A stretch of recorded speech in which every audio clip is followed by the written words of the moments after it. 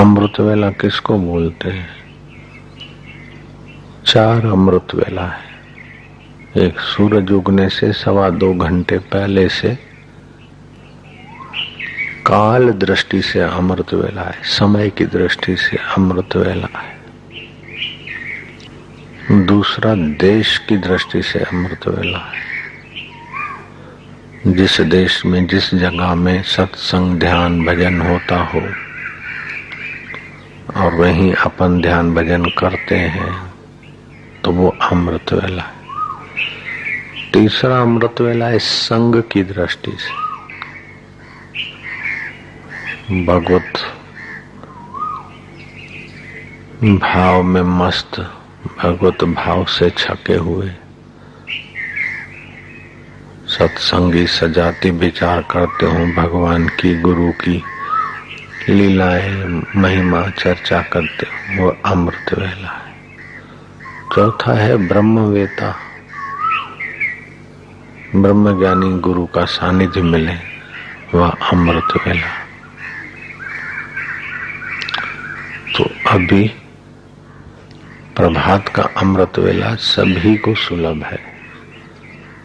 ब्रह्मज्ञानियों का संग सभी को सुलभ नहीं है। ऊंच कोटि के भगवत भक्त, गुरु भक्तों का संग सभी को सुलभ नहीं है। वो पवित्र स्थान पर आश्रम में रहना सभी को सुलभ नहीं है, लेकिन प्रभात काल तो सभी को सुलभ है। तो ये प्रभात काल, फिर सत्संगी, फिर ब्रह्म ज्ञान, तो 3-3 अमृत वेला, 4-4 अमृत वेला कभी कभी मिलते। वशिष्ठ महाराज कहते हैं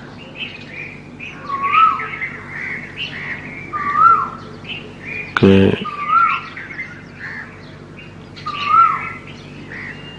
चिरकाल की वासनाएं हैं, इसलिए दीर्घ काल का अभ्यास करना चाहिए। चिरकाल की वासना को मिटाने के लिए अल्प अभ्यास वाले को वासना उखाड़ के फेंक देगी। बुद्ध कहते थे कि हे साधक को, हे भिक्षु को वो बोलते थे, अपन साधक बोलते हैं, भिक्षुक सब छोड़ छाड़ के भिक्षा पर ही जीना और भजन करना। भिक्षा लेने जाते थे। तुम लोगों को तो ये मेहनत नहीं करनी पड़ती है। बुद्ध के जमाने में भिक्षा लेके फिर करते थे। इतना व्यवस्था नहीं थी जितनी अभी है आप लोगों को, ऐसी प्राचीन काल में नहीं थी। अभी हम लोग भी थे तभी भी ऐसी व्यवस्था नहीं थी जैसी आपको मिल रही है। लाइट, पानी, पंखा, ये हो। भिक्षुक कभी भिक्षा लेने गए, मिला न मिला, अपमान मिला, भिक्षा मांग के खाने का होता है।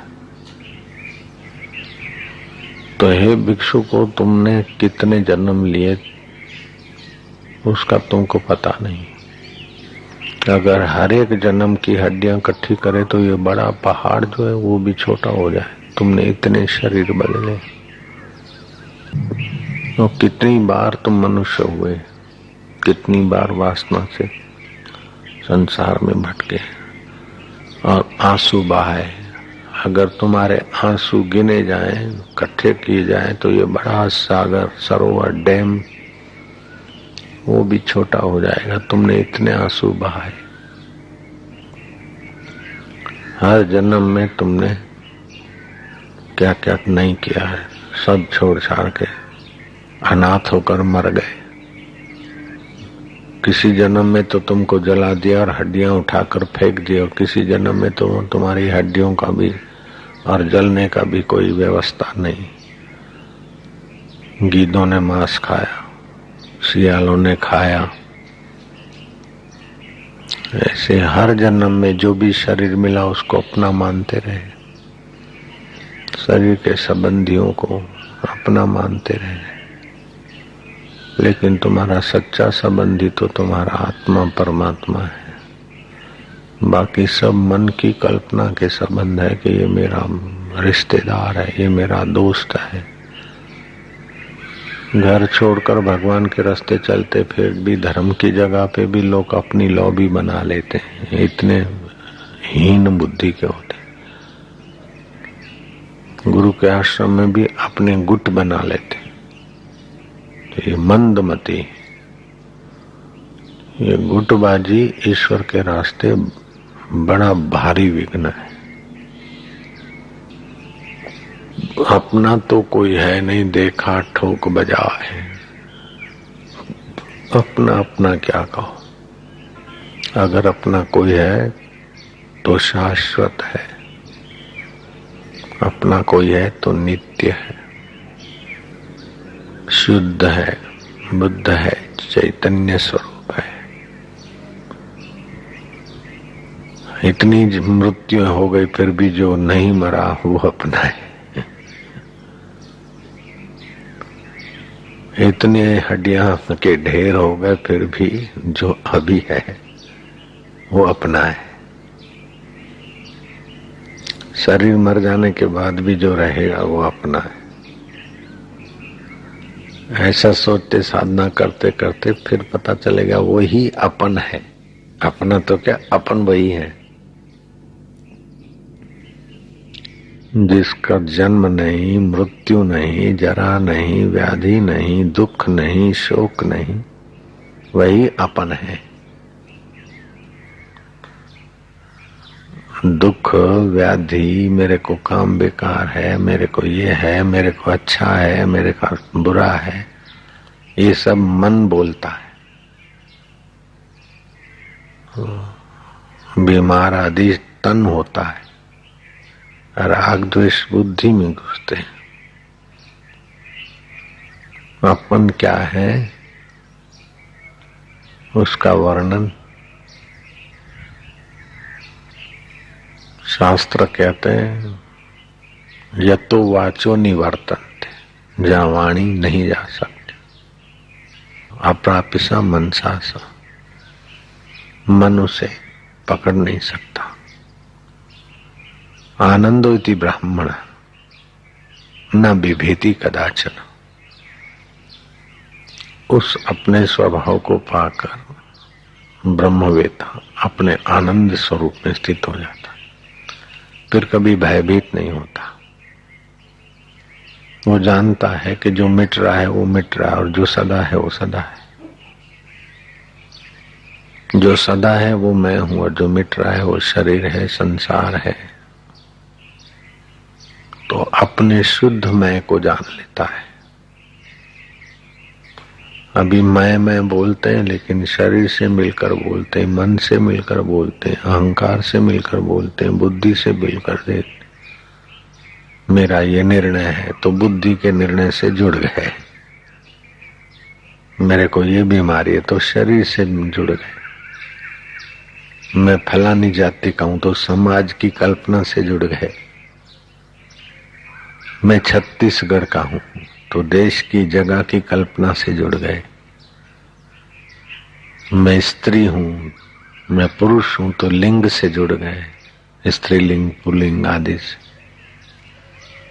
अपने मैं से नहीं जुड़े। अपने मैं से जुड़े जुड़ाए हो लेकिन अपने मैं का पता नहीं है तो काल्पनिक से जुड़ते जुड़ते टूटते जाते। स्त्री स्त्री नहीं रहेगी, पुरुष पुरुष नहीं रहेगा, भैंस भैंस नहीं रहेगी। उनसे तो चोले बदलते जाएंगे। मैं दुखी हूं तो दुखी दुखी नहीं रहेगा, मैं सुखी हूं सुखी सुखी नहीं रहेगा, मैं पापी हूं पापी पापी नहीं रहेगा, मैं धर्मात्मा हूं धर्मात्मा धर्मात्मा नहीं रहेगा। अगर धर्मात्मा संभलता रहा तो पुण्यात्मा धर्मात्मा हो जाएगा। फिर और भी संभलता रहा तो धर्मात्मा महात्मा बनेगा। अगर धर्मात्मा लापरवाह हो गया तो भोगी आत्मा बनेगा, दुरात्मा बन जाएगा। तो ये जो भी है अपने आत्मा के सिवाय जो भी स्थितियां हैं वो माया की है। अपने आत्मा के सिवाय, अपने परमेश्वर स्वभाव के सिवाय जो भी है आगमो अपाई अनित्याश्च, वो सब आगम है, अपाई है, अनित्य है। तो अनित्य जो दिखता है वो नित्य से दिखता है, अनित्य जिस पर प्रसार होता है वो नित्य है, अनित्य जिसमें विवर्त है वो नित्य है। विवर्त किसको बोलते हैं? जैसे मरुभूमि में सूर्य के किरण है, मरुभूमि में दोपहर के सूर्य के किरण,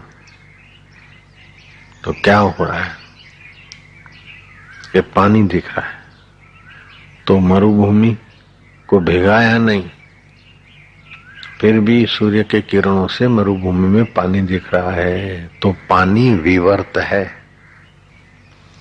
रस्सी में सांप दिख रहा है, रस्सी में जहर भी नहीं भरा सांप ने, लेकिन रस्सी के आधार पर सांप दिख रहा है। तो रस्सी में सांप विवर्त है। सीपी में रूपा दिख रहा है, चांदी दिख रही है किरणों के कारण। तो सीपी में रूपा या चांदी दिखती, वो विवर्त है, रूपा और चांदी।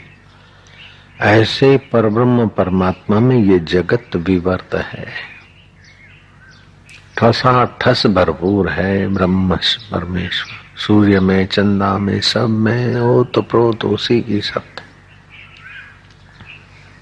जैसे फलों में रस भरपूर होता है अथवा पानी में जल तत्व भरपूर होता है, दूध में सपेती व्यापक होती है, ऐसे ही परब्रह्म परमात्मा सब जगह भरपूर, उसी में आकृतियां बनती और वासनाएं होती और खेल हो रहे, तो उसके सब शिकार हो रहे।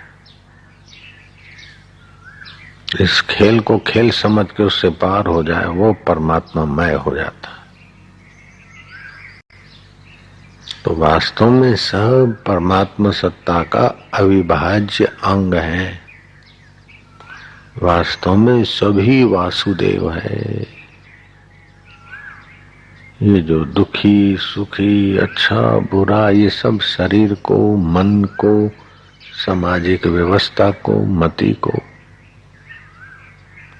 व्यवहारिकता देकर ही देखा जाता है। गहरी नींद में कैसे सब एक हो जाते, कोई पलंग पे सोया, कोई फुटपाथ पे सोया, कोई मच्छरदानी में सोया, कि कोई ऐसी चदरिया ओढ़ के सोया। गहरी नींद जब आ गई तो सब एक हो। तो गहरी नींद में जो ज्ञान सत्ता में अनजाने में पड़ जाते हैं, गहरी नींद से जब उठते हैं तो पहली सेकंड का, शुरुआत का 100वां हिस्सा, पहली सेकंड का पहला कैसा होता है। नींद में से उठे तो जो पहली सेकंड होती है, और पहली सेकंड का भी शुरुआत वाला है 100वां हिस्सा कैसा होता है, फिर 50वां हिस्सा कैसा होता है, फिर आखिरी हिस्सा कैसा होता है, फिर दूसरी सेकंड धीरे धीरे धीरे धीरे वृत्तियां चली जाती। तो वही सभी की जिगरी जान है, वही सभी का आत्मा है। तो न पुत्र बुरा है, न पिता बुरा है, न भाई बुरा है, न बेटा बुरा है, न दुश्मन बुरा है, न मित्र बुरा है। ये सब बुरा और अच्छा जैसे सिनेमा के पर्दे पर क्या क्या दिखता है, ये सब प्लास्टिक की रील पर आकृतियां छपी है, बाकी दिखता है तो सब लाइट ही लाइट है, हाँ? सब विद्युत करंट है। घोड़ा गधा कुत्ता बिल्ला जो भी दिखता है, बड़ा तूफान आंधी बरसात डकैती, फिल्म में क्या नहीं दिखता, लेकिन विद्युत के किरण के सिवा और क्या है। प्लास्टिक की टेप पर आकृतियां हैं और दिखता है किरण ही ये होके दिखता है। ऐसा कौन सा सिनेमा का पोज है फिल्म की पट्टी पे जो बिना लाइट के ऐसे ही ऐसा कोई चीज वस्तु व्यक्ति नहीं जो चेतन के बिना हो। तो हे राम जी, ऐसे मूर्ख जीव तो कई पैदा होते, कई मर जाते, उनका शोक क्या करना। सार जीवन तो उनका है जिन्होंने विवेक जगाकर अपने आत्म चैतन्य को जाना है। दांत पर दांत पिसकर जैसे केसरी सिंह पिंजरे से निकल जाता है, ऐसे संसार के बंधन से, कल्पनाओं से निकलकर अपने शुद्ध आत्मा में प्रतिष्ठित होना ही बहादुरी है, पुरुषार्थ है। धन के ढेर इकट्ठे करके उसकी चिंता कर करके मर जाना, ये कोई बुद्धिमानी नहीं, बहादुरी नहीं। अथवा कंगाल होकर, भिखमंगा होकर जी लेना, ये भी कोई बहादुरी नहीं। विद्वान होना भी बहादुरी नहीं और मूर्ख रहना भी बहादुरी नहीं। कुछ भी बनना बहादुरी नहीं है। एक बड़ी बहादुरी है कि अपने आत्मा परमात्मा स्वभाव को जानकर सदा के लिए निर्दुख हो जाना, सदा के लिए निशोक हो जाना, सदा के लिए निर्मम हो जाना, निरअहम हो जाना। फिर शरीर है तो व्यवहार में बोलोगे मैं आता हूँ, मैं जाता हूँ, मैं लेता हूँ, मैं देता हूँ, लेकिन अंदर से पता चलेगा कि ये मन बोल रहा है। मैं आता हूँ जाता हूँ जब बोलते हैं उसको भी तो देख रहा हूँ मैं। मेरे को जरा खांसी आ गई तो खोखार तो गले में हुआ, मेरे को खांसी आ गई, मन ने कल्पना की, इसको देख तो मैं ही रहा हूँ। तो ऐसी सजगता हो जाएगी कि आपकी सजगता दूसरे के लिए योग बन जाएगा, या आपकी सजगता का ज्ञान दूसरे के लिए ज्ञान योग हो जाएगा। दूसरे को पता चलेगा कि जब अपने को देह मानता हूं तब दूसरा है, बाकी सभी में मैं ही का मैं हूं। ये बोलते हैं ना भगवान हृदय में है, हृदय में भगवान है, ये भी सच्ची बात नहीं है, आखिरी बात नहीं है। सच्ची बात मतलब आखिरी बात नहीं। शरीर को जब मैं मानते हैं तो बोलना होता है कि हृदय में भगवान है। वास्तव में जब सब जगह भगवान है तो खाली हृदय में ही भगवान है, ये कैसे हुआ? तो भगवान चैतन्य है, ज्ञान स्वरूप है, आनंद स्वरूप है, तो उसकी चेतना तो सब जगह दिखती है।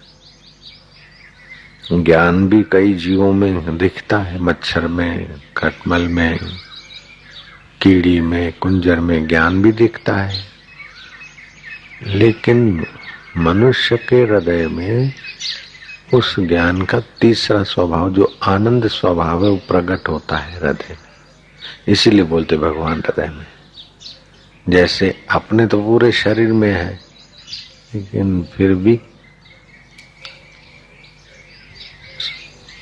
व्यंजन का स्वाद तो जीभ पे ही आएगा, मुंह में ही आएगा। देखेगा तो आंख से ही, मुंह से नहीं देखेगा। तो सारा दृश्य आंखों में ही है, सारी गंध नाक में ही है, सारे व्यंजनों का स्वाद जीभ में है, सारे शब्दों का मूल श्रोत्र में, सारे स्पर्श इंद्री में। तो ऐसे ही सत्य, चित्त और आनंद। तो बुद्धि से तो सत्य की बात समझ लेते हैं कि भाई सदा रहे उसे सत्य कहते हैं। चित्त उसमें चेतना हो, तो आनंद, तो वो आनंद तत्व ज्ञान से, ध्यान से, शुद्ध अंतःकरण से, शुभ कर्मों से वो आनंद बढ़ता है। तो जब वासना आती है तो उस आनंद को ढक देते, और वासना हटती तो आनंद की छलक आती। जैसे मेरे को फलानी मिठाई मिली, ये वासना थी, मिठाई मिल गई तो खाने के पहले ही आनंद आया। मिठाई देखिए, ऐसी मिठाई चाहिए, चटपटा रहे थे कि फलानी मिठाई मिल जाए तो बहुत अच्छा। यहाँ कोई जानते नहीं है, सिंध में बनाते थे, इधर कोई नहीं बनाते। बुरानी बनाते थे, बुरानी। यहाँ तो कोई बुरानी है नहीं। और ये लाए बुरानी पाकिस्तान, वाह भाई वाह। तो बुरानी मिले उसकी वासना थी, बुरानी देखी, वो वासना हटी तो सुख मिला। ऐसे ही कोई चीज या गाड़ी या कुछ भी वासना सताई, फिर वो मिल गई या मिलने की बात आई तो वासना हटी तो सुख मिला, तो आनंद आया। तो आनंद अपना स्वभाव है, वासना के कारण ढका था। फलाना बेटा मिल जाए, बेटी की शादी हो जाए, पत्नी मिल जाए, फलाना मिल जाए, जो भी वासना है, वो वासना की वस्तु मिली तो वासना हटी थोड़ी देर तो आनंद आया। फिर वो वस्तु पड़ी रहे, फिर वो आनंद नहीं आएगा, फिर दूसरी वासना करेगा, फिर तीसरी वासना करे। ऐसी वासना पूर्ति में जगत जीवन बर्बाद हो जाता है। तो वासना की पूर्ति में तो पराधीनता है। मुझे बुरानी मिले, मुझे स्त्री मिले, मुझे बेटा मिले, तो उसमें पत्नी चाहिए, प्रारब्ध चाहिए, व्यवस्था, तभी बेटा। फिर बेटा ऐसा होना चाहिए, वासना लग गई तो फिर बेटे का ऐसा प्रारब्ध होना चाहिए, बेटे के ऐसे विचार होने चाहिए, बेटे को ऐसा वातावरण होना चाहिए, तो वासना पूरी हुई। फिर ये बेटा बना रहे तो क्या खाक पूरी होगी? या तो बेटा मरेगा या तो बाप मरेगा। हाँ, बेटा बाप को चाहता है तो बाप खुश होता है, बेटा बाप को नहीं चाहता है तो भी बाप तो दुखी रहेगा। तो इस कारण वासना की पूर्ति में ही दुख है, अपने आप में दुख नहीं है। वासना की पूर्ति की जो बेवकूफी है उसी में दुख है। और वासना पूरी नहीं हुई, पूरी हुई तो और बढ़ी, और पूरी नहीं हुई तो उसमें जिसने विघ्न डाला, जो पूरी नहीं करता, उनके प्रति राग द्वेष पचन होता है। बस इसी का नाम है संसार। एक दो नहीं, लाखों करोड़ों लोग इसी में, लाखों करोड़ अरबों जीव इसी में घिसे जा रहे।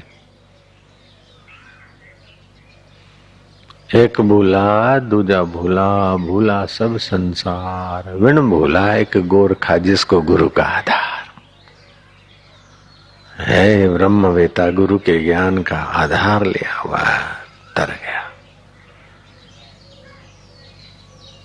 चलती चक्की देख के दिया कबीरा रोए, दो पाटन के बीच में साबित बचा न कोई। दिन रात सुख दुख अपना परा, ये सब प्रतिद्वंदी है, इसी में सब पीछे जा रहे। चलती चक्की देख के दिया कबीरा रोए, दो पाटन के बीच में साबित रहा न कोई। फिर बोले चक्की चले तो चालन दे, तू काहे को रोए? लगा रहे तू कील से, साक्षी स्वभाव से, सोम सो बाल न बाका हो जा। अपने ज्ञान स्वभाव से, अपने आनंद स्वभाव से, अपने विवेक स्वभाव से तू लगा रहे तो जो होता है होता है।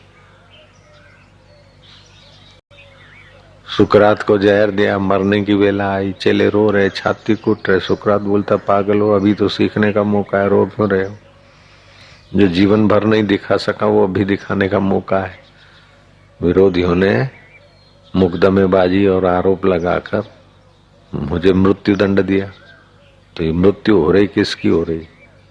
अब मैंने जहर पी लिया तो पैर शिथिल हो गए, तो पैर का हिस्सा मर रहा है, अब घुटने का हिस्सा मर रहा है, अब कमर का हिस्सा मर रहा है, अब वो नाभि में बराबर जहर अपना काम कर रहा है, अब हृदय तक आ रहा है। देखो, तो ये मृत्यु इसकी हो रही है, मैं इसको देखने वाला हूँ।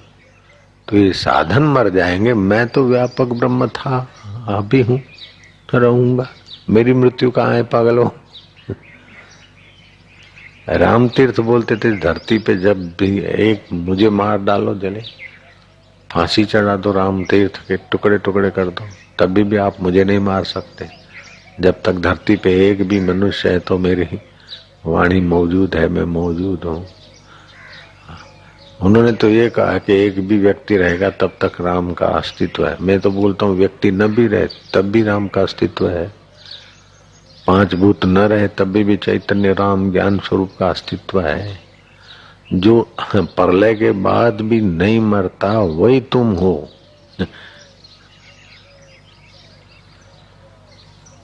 प्रलय भी जैसे मिटा नहीं सकती वो तुम हो। असली बात तो ये है। नित्य प्रलय होता है, रोज प्रलय होता है। सो गए, दुखी दुखी नहीं, सुखी सुखी नहीं, पापी पापी नहीं, बनिया बनिया नहीं, ब्राह्मण गहरी नींद में सब एक। वो नित्य प्रलय। किसी निमित्त से समझो बांध टूट गया, भूकंप हो गया, पूरी एरिया मानो खो गए तो प्रलय हो, नैमित्तिक प्रलय। तीसरा होता है आत्यंतिक प्रलय। ये सूरज जो है वो आकाश गंगा से दूसरे सूरज भी धरती पे आ जाते प्रकृति के घुमाव के प्रभाव से। कितने भी तुम्हारे मगन निवास छगन निवास बने रहे, लेकिन अब आकाश गंगा में जो परिवर्तन हो रहे हैं और धीरे धीरे दूसरा सूरज चमकेगा तो तुम्हारा मिनिस्टर पद और प्रेसिडेंट पद खोजने पे नहीं मिलेगा। ये परिवर्तनशील है। अपना आश्रम भी फिर खोजने पे नहीं मिलेगा। खोजने वाले नहीं मिलेंगे, आने वाले जाने वाले नहीं मिलेंगे। ऐसा दिन भी आएगा। तो ये आत्यंतिक प्रलय है।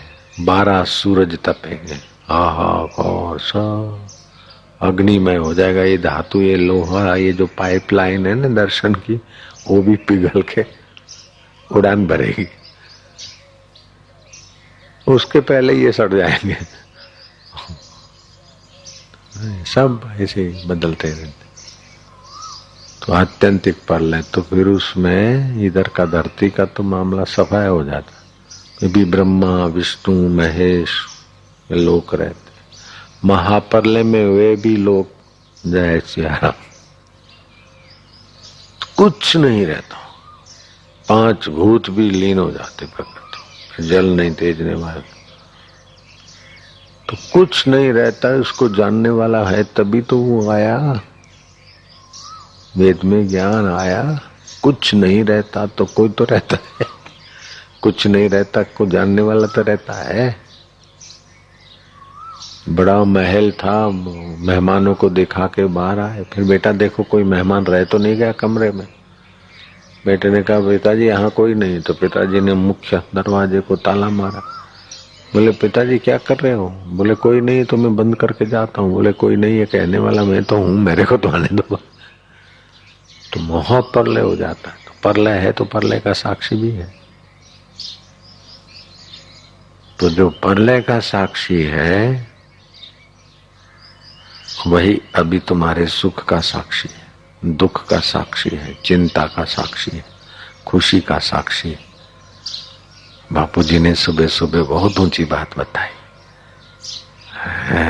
हरे कि ये सुनने मात्र से हजारों गौ दान करने का फल भी छोटा हो जाता है।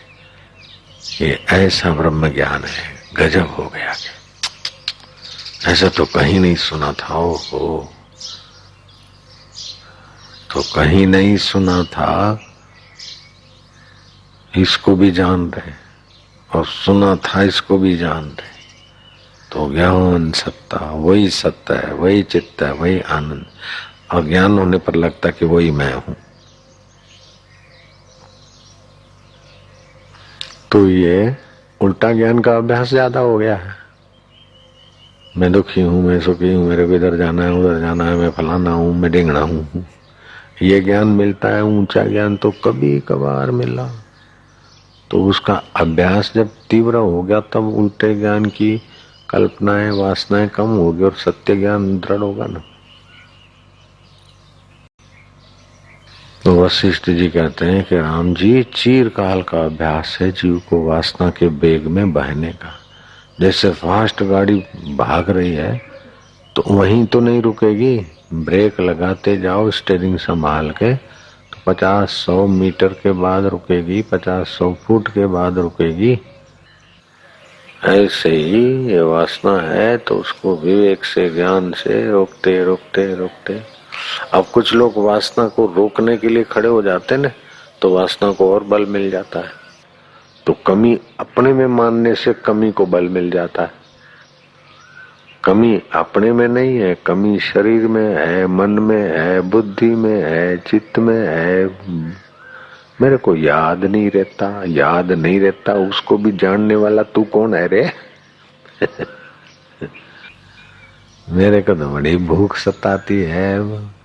हाँ तो पेट में कृमि है ज्यादा, जरा सा गुड़ खा ले 25 ग्राम और 1 चुटकी अजवाइन फाक ले, कृमि निकल जाए तो फालतू भूख नहीं लगेगी। मेरे को तो पचता ही नहीं है। तो अभी तो गर्मी है इसीलिए थोड़ा भोजन कम खाया कर। फिर भी नहीं पचता है तो जरा अदरक खा लिया कर पहले। लेकिन मेरे ये तो जठरा को नहीं पचता और जठरा को भूख लगती है। मैं इन दोनों को जानने वाला हूँ, ये ज्ञान भी साथ में रख तो तर जाएगा। मेरे को तो दही अच्छी लगती है, दही नुकसान करेगी, कफ बढ़ा देगी। वो छोटा छोरा है वो गाल ऐसे फूले हुए जैसे डबल रोटी।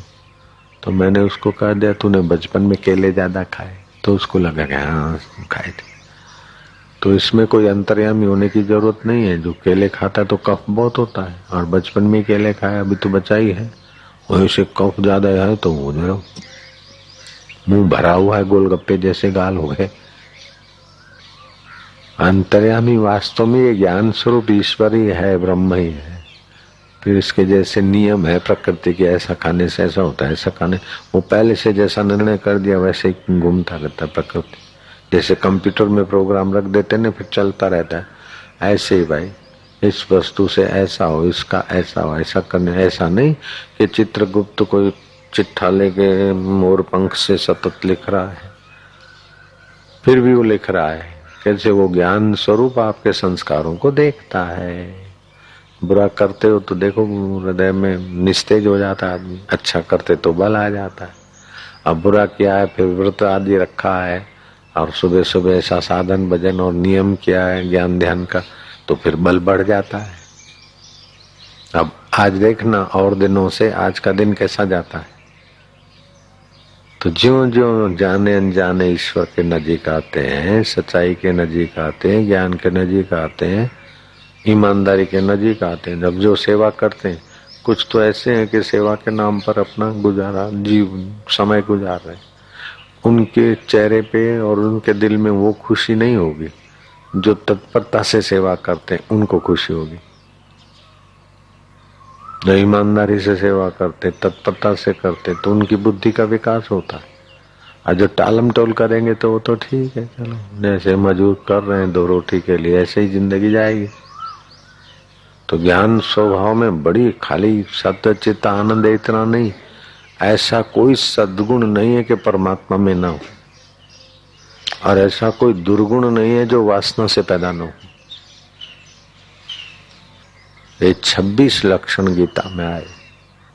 अहिंसा, अस्तेय, ब्रह्मचर्य, निर्भयता, अभयम, सत्व संशुद्धि, ज्ञान योग व्यवस्थित, दानम, दमश्च, यज्ञश्च, स्वाध्याय, तपार्जवम, ये जो 26 लक्षण बताए वो उस आत्मदेव का स्वभाव दिव्य जो 26 गुण है।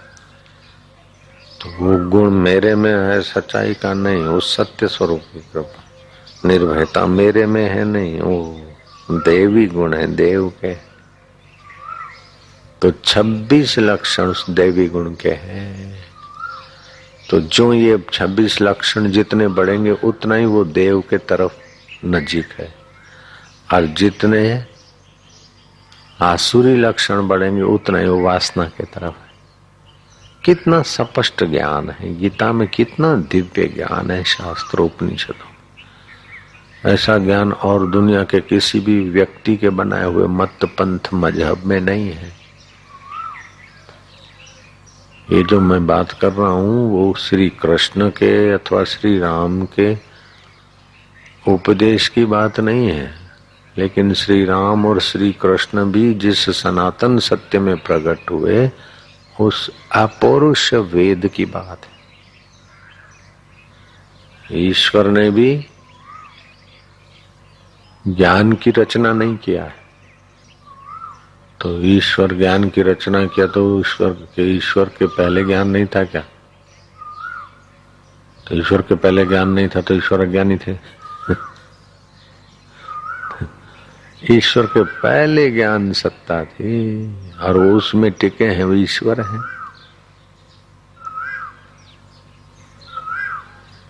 एक होता है निर्विशेष शाश्वत ज्ञान और दूसरा होता है सापेक्ष सविशेष ज्ञान। सापेक्ष सविशेष ज्ञान में तो अदल बदल होती रहती है, लेकिन निरपेक्ष ज्ञान शाश्वत ज्ञान ज्यों का त्यों, उस ज्ञान की मृत्यु नहीं होती, उस ज्ञान का जन्म नहीं होता। वही ज्ञान ब्रह्म है, वही ज्ञान परमात्मा का परमात्मा है, ईश्वरों का ईश्वर है। उसी ज्ञान स्वरूप ईश्वर में कई ईश्वर पैदा हुए, कई वर्षों तक रहे और फिर अपना अपना ऐश्वर्य में लीन हो गया। उनका बाहर का सविशेष ऐश्वर्य लीन हो गया और निर्विशेष ऐश्वर्य में एकाकार हो गया। निर्विशेष ऐश्वर्य में एकाकार हो गए तो ब्रह्मलीन हुए। तो बापू जी सविशेष और निर्विशेष क्या होता है कि जैसे सूर्य की किरण चारों तरफ फैले तो सूरज का प्रकाश दृष्टांत का एक हिस्सा लेना पड़ता है समझने के लिए। सूर्य का प्रकाश मान लो एक सब जगह व्याप रहा है। अब दूसरा आईने के द्वारा इधर उधर भी प्रकाश हो रहा है, तो जो आईने के द्वारा प्रकाश हिलजुल रहा है वो सविशेष है, और जो ऐसे ही शांत स्वरूप से सूर्य का प्रकाश फैला है वो निर्विशेष मान।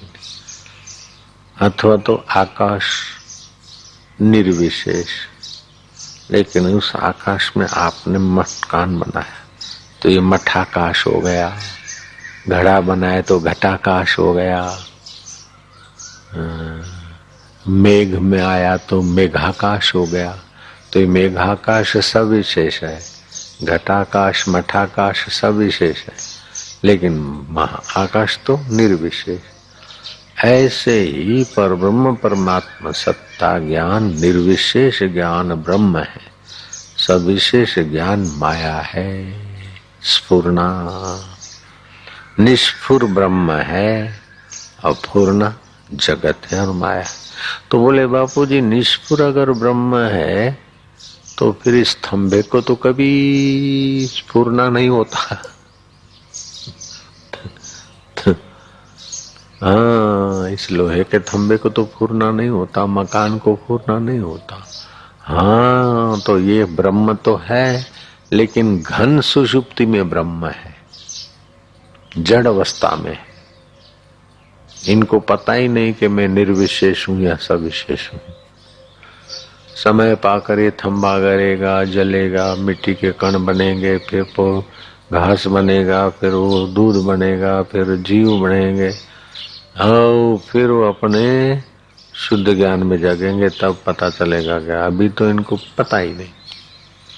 पेड़ पौधों को थोड़ा पता भी होता है, हल्का सा सुख दुख का एहसास भी होता है, तो उनमें थोड़ा सविशेष पूर्ण हुआ।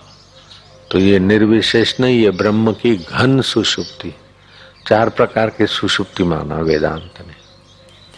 घन सुषुप्ति 4 प्रकार की सुषुप्ति नहीं, 4 अवस्था ब्रह्म की। ये जो पत्थर पहाड़ है वो सच्चिदानंद ज्ञान की घन सुषुप्ति है, गहरी सुषुप्ति। ये जो पेड़ पौधे हैं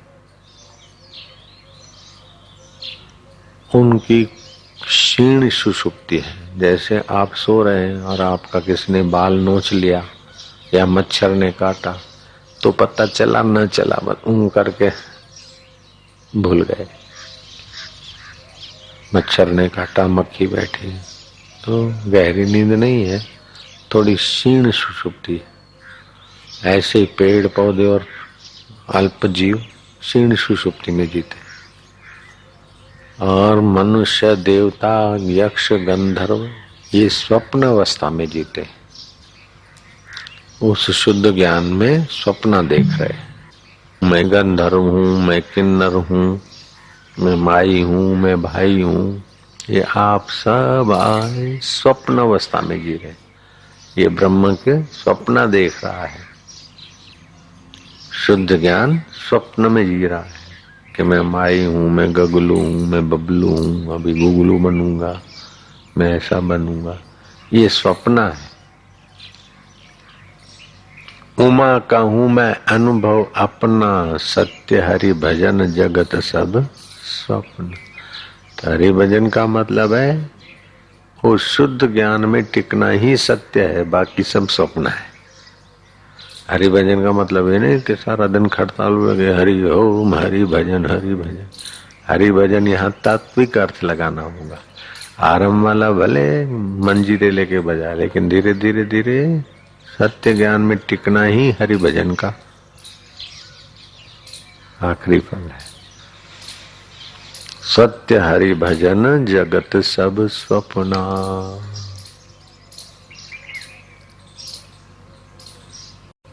एक दिन कबीर जी ने अपने खास कृपा पात्र शिष्यों का ज्ञान बढ़ाने के लिए कबीर जी ने लीला की।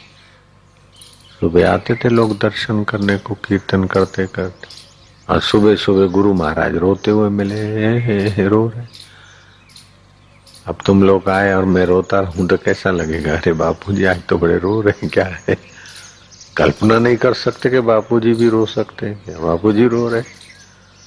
अरे तुम मनाने आए कि गुरु महाराज क्यों रो रहे? बोले किसको बताऊं, कोई हमारा है ही नहीं। बड़ी नहीं नहीं गुरुजी हम तुम्हारे रे। बोले नहीं कोई नहीं। आपको क्या हो गया? बड़ी मुसीबत हो गई। क्या गुरुजी हमको आज्ञा करो। बोले तुम नहीं मिटा सकते हो। बोले क्या है आखिर? बहुत हाजी ने जारी किया। बोले क्या करूं, रात को सपना देखा था मैंने। सपना मैं चिड़िया बन गया, मेरा क्या होगा? बोले गुरुजी इसमें क्या बात है? अरे स्वप्ने में आप चिड़िया बन गए तो क्या बड़ी बात है? तो हम भी कभी शेर बन जाते, कभी गधा बन जाते, कभी सेठ बन जाते। बोले मैं तो अब मेरे को ये चिंता हो रही कि कबीर सच्चा कि चिड़िया सच्चा, मैं कौन हूँ? मैं चिड़िया हूँ कि कबीर हूँ? बोले गुरुजी आप कबीर हो। बोले स्वप्ने में तो कबीर हूँ ऐसा पता नहीं था, और स्मृति भी नहीं थी। लेकिन जागृत में तो स्मृति भी रहती है कि मैं चिड़िया बना था। तो जो स्मृति ही मानते हो, जैसा सुमरण से ही तो मान रहे कि ये है, तो स्मृति स्वप्ने की जागृत में रहती है, लेकिन जागृत के शरीर की स्मृति स्वप्ने में नहीं रहती। तो ये जगत तो स्फुरणा मात्रा है, तो स्फुरणा मात्र मानते तो स्वप्ने की चिड़िया सच्ची कि ये कबीर सच्चा। तो चेलों के लिए एक साधना का स्तर, ऊंचा स्टेप है। सोचो, कीर्तन करते हो, भजन करते हो, लेकिन सोचो कि तुम कौन हो। ऐसे मैं कौन हूँ? मैं कबीर हूँ कि मैं चिड़िया हूँ? नहीं गुरुजी आप कबीर हो। अरे जाए, तुम्हारे बोलने से थोड़ी होता है। ये भी तो स्मृति है, मान रखा है ना मैं कबीर हूँ, मैं कबीर। नहीं मान गुरुजी, मान नहीं रखा, आप सचमुच कबीर हो। अरे जा, ये सचमुच कबीर हो। जैसे चिड़िया वैसे ही कबीर। कबीर जी ने बहुत ऊंची बात कही। कबीरा कबीरा क्या करो, जाओ गोपियन यमुना नीर। एक गोपी के प्रेम में बहे कोटि कबीर। गोपी ने जिस परमात्मा सुख का आनंद लिया, ज्ञान का, उस आनंद स्वरूप परमात्मा में कई कबीर जैसे शरीर रोज पैदा होते और मरते हैं। पंचभौतिक शरीर पैदा होते मरते। तो ये तो रखा हुआ नाम है ना। कबीर है, आशाराम है, फलाना है, मोहनदास है, फलाना है, ये तो रखा हुआ है। और जो पंच भौतिक आकृति बनी उस पे व्यवहार चलाने के लिए नाम रखा है। उसी नाम के लिए तो मर मिट रहे हैं कि मेरा नाम का मकान हो, मेरे नाम की तख्ती लगो। मेरे नाम की तख्ती लगे तो मैं 1 करोड़ रुपया खर्च करने को तैयार हूँ, फलानी जगह आश्रम बना दो। मेरे नाम की तख्ती लगे बाबूजी, मैं 5 करोड़ लगाकर तीर्थ स्थान बना दूं आपका आश्रम। खाली तख्ती। आप काय को तुम्हारे को हम नरक में डालें, तुम्हारे को पक्का करा दें कि तुम यही हो। हमको नहीं चाहिए तुम्हारा 5 करोड़ का तीर्थ धाम बनाने के, 5 करोड़ नहीं चाहिए हमको, तो तुम्हारी उन्नति चाहिए बेटा। आपने को तो शाश्वत सुख चाहिए। जो शरीर जल जाएगा उसको सुखी करने के लिए क्यों पाप वृत्ति को बढ़ाना। शरीर जल जाएगा उसको सुखी करने के लिए पाप वृत्ति क्यों बढ़ाना। हाँ, शरीर साधन है तंदुरुस्त रखने के लिए, ठीक है।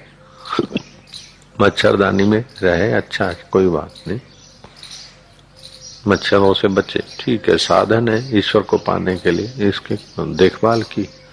लेकिन इसी के द्वारा मजा लेने के लिए पड़े तो मरे।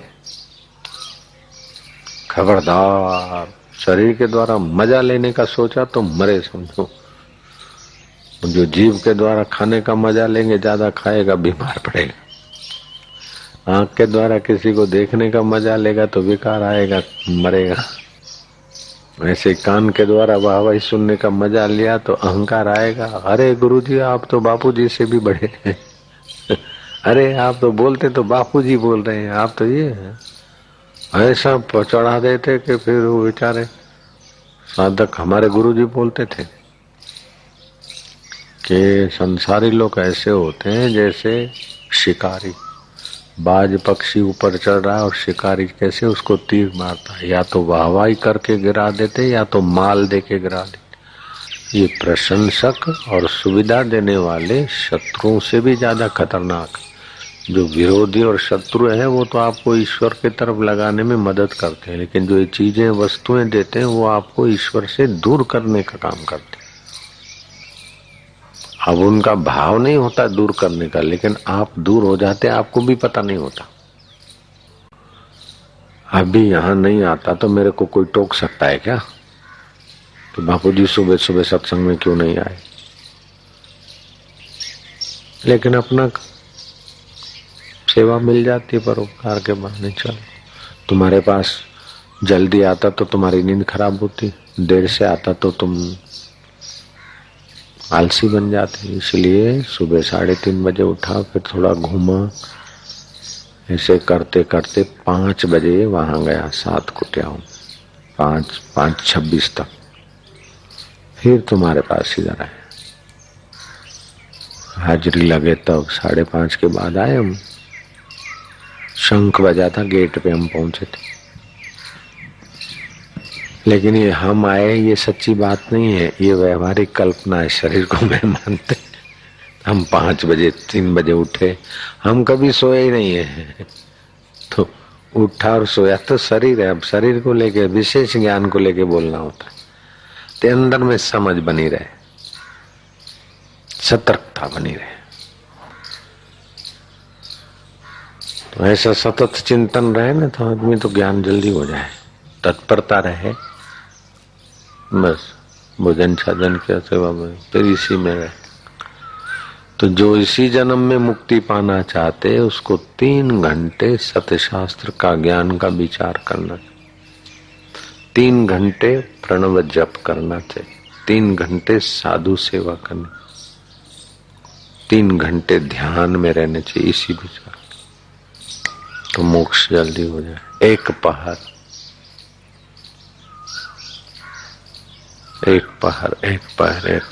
तो ये 12 घंटे हो गए। 6 घंटे सोने में लगा, 18 घंटे, फिर भी 6 घंटे फालतू बचे सेवा के लिए। वो भी तो सेवा में हुई, साधु सेवा तो 6 और 3 9 घंटे तो सेवा हुई। 3 घंटे साधु सेवा में, 6 घंटे सोने में, 9 घंटे, बाकी कितने बज गए? 15 बज गए। तत्परता हो बस। समय बर्बाद ना करे, इधर उधर की चीजें सुने नहीं, इधर उधर का। जैसे भूखे आदमी को सब कुछ करते, बस याद आती कि रोटी पे बेग हो जाए। एकादशी के दिन रोटी का कैसा क्या, एकादशी कड़क एकादशी होती तो रोटी कैसे याद रहती, भूख कैसा पता चलता, खूब प्यास हो तो कैसा पानी याद आता है। ऐसे ही परमात्मा को, शुद्ध ज्ञान को हस्तमलक करने के लिए तड़प रहे। कोई पापी नहीं है, कोई बुरा नहीं है, तो ज्ञानी जानते हैं, हजार बुराई किए हुए को भी जानते कि हम वास्तव में ये क्या है, शुद्ध। इसीलिए ज्ञानी महापुरुष को किसी के लिए द्वेष नहीं होता, नफरत नहीं होती। उसके कर्मों से जरा थोड़ा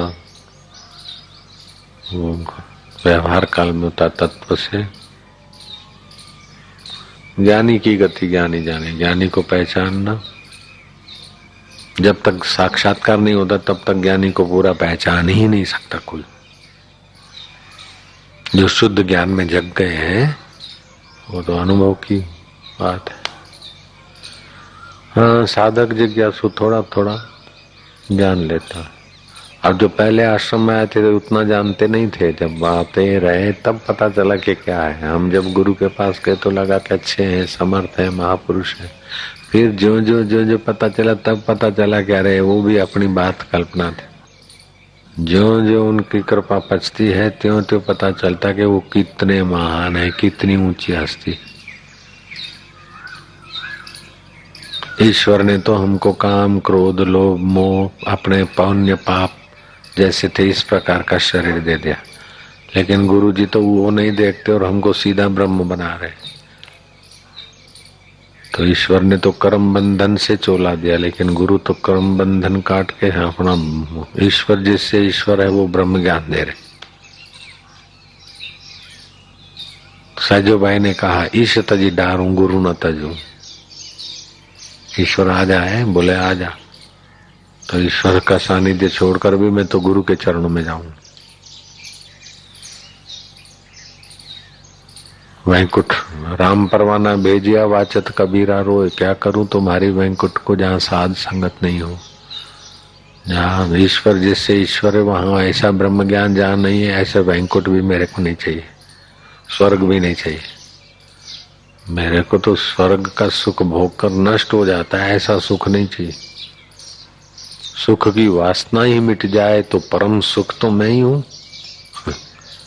आनंद स्वरूप तो मैं ही था, मुझे मालूम न था। मैं खुद खुदा था, मुझे मालूम न था। ना हक हक से जुदा था, मुझे मालूम न था। आठ में अरस तेरा नूर चमकदा, तू उससे भी ऊंचा हो। फकीरा आपे अल्लाह हो। देवता दे देगा, जो दी हुई चीज है वो तो देने वाले की और मिट जाएगी। अपना आत्मा शुद्ध ज्ञान दी हुई चीज नहीं, वो तो हम सोता है कि हड्डियों के पहाड़ खड़े हो गए। इतने जन्म लेने के बाद भी जो नहीं मरा वो तो अभी भी है। अगर मर जाते तो अभी तो नहीं होते। इतने आंसू बहाए फिर भी मौजूद है, तो उनका आंसुओं से भी हमारा लेना देना नहीं, जन्मों से भी लेना देना नहीं, ऐसे ही शरीर से भी लेना देना नहीं।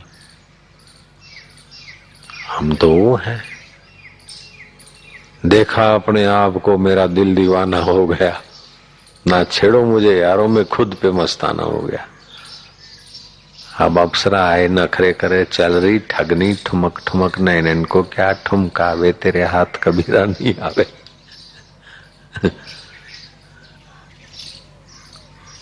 एक बड़ी भक्तानी थी, डॉक्टर की पत्नी, वो मेरे को मिठाई बना के दे गई, हाजी जी करके। बोले बापू कुछ भी करके साईं खाए, ऐसा करो, हमारी पहुंचती नहीं वहां। मैंने ले ली। डीसा में बापू आए थे, सुबह सुबह सत्संग तो कुछ गिने गिनाए साधकों के बीच था।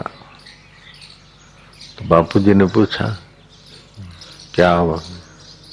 साईं, मैं क्या साईं एक समाचार है, आगे करो तो बताओ। मैं क्या है? मैं क्या, वो फलाना जो ट्रस्टी है डॉक्टर, उसकी पत्नी मेरे को मिठाई दे गई। और उसने बहुत आग्रह किया कि कैसे भी करके बापूजी को खिलाओ। अब मैं सोच रहा हूँ कि कैसे आप तक पहुंचाऊं। बापूजी ने कहा अब ले आओ भाई, ये जो भाग गया है भोग के छूटेंगे और क्या। थोड़ा खा लेते। आप खा रहे हैं? हाँ भाई बढ़िया है, बढ़िया है बोल भी रहे, लेकिन कोई वासना नहीं है। खा रहे हैं, चलो उसकी परीक्षा प्रारब्ध से खा लिया, मिल लिया परीक्षा। अपने जो भी प्रोग्राम होते हैं मैं खोज खोज के थक जाता हूँ कि मेरी इच्छा से कोई मैं प्रोग्राम तो नहीं कर रहा हूँ, मेरी वासना से नहीं। लोग आते जाते, उनकी बहुत इच्छा होती, परीक्षा प्रारब्ध से प्रोग्राम दिए जाते हैं। आज तक के तुम नोट करो, कोई भी प्रोग्राम मैंने अपनी इच्छा से दिया हो तो विद्यार्थियों के लिए होता है कि चलो संस्कार बढ़ जाए। वो भी उनकी इच्छाएं होती हैं, उनके संकल्प होते हैं। या दूसरों को जो शिविर देता हूँ हम अपना, मेरी सहमति होती है, तो शिविर के भी लोगों की पात्रता होती है, उनका पुण्य मेरे द्वारा करवा लेता है। मैं ऐसा नहीं कि चलो शिविर करें, लोग आ जाए, अपने को कुछ मिल जाए, अपना को ये हो जाए, ऐसा नहीं होता मेरे को। चलो सारा संसार पच रहा है, इस बहाने थोड़ा निकले, कुछ तो निकले तो दूसरे को भी निकालेंगे। चलो तो कहते हैं संत लोग कि ये लोक उपकार, लोक संग्रह ये ज्ञानी का कर्तव्य नहीं है, स्वनिर्मित विनोद है। ऐसा नहीं कि संतों का कर्तव्य है कि समाज को ऊपर उठाए। कर्तव्य तो उसका है जिसको कुछ वासना है, जिसको कुछ पाना है। जो अपने आप में तृप्त है उसका कोई कर्तव्य नहीं। शुद्ध ज्ञान नहीं हुआ तब तक कर्तव्य है। जब तक शुद्ध ज्ञान नहीं हुआ तब तक वो व्यक्ति अज्ञानी गिना जाता है। अपने मैं का ज्ञान नहीं हुआ तब तक वो अज्ञानी गिना जाता है। तो जहां लगी माने कर्तव्यता, ता लगी है अज्ञान। जब तक कर्तव्यता दिखती है तब तक अज्ञान मौजूद है, निर्विशेष ज्ञान नहीं हुआ। ईश्वर का दर्शन भी हो जाए तब भी निर्विशेष ज्ञान नहीं हुआ तो कर्तव्य मौजूद रहेगा। ईश्वर के दर्शन, कृष्ण जी के, राम जी के, शिव जी के दर्शन के बाद भी निर्विशेष शुद्ध ज्ञान की प्राप्ति की जरूरत पड़ती है।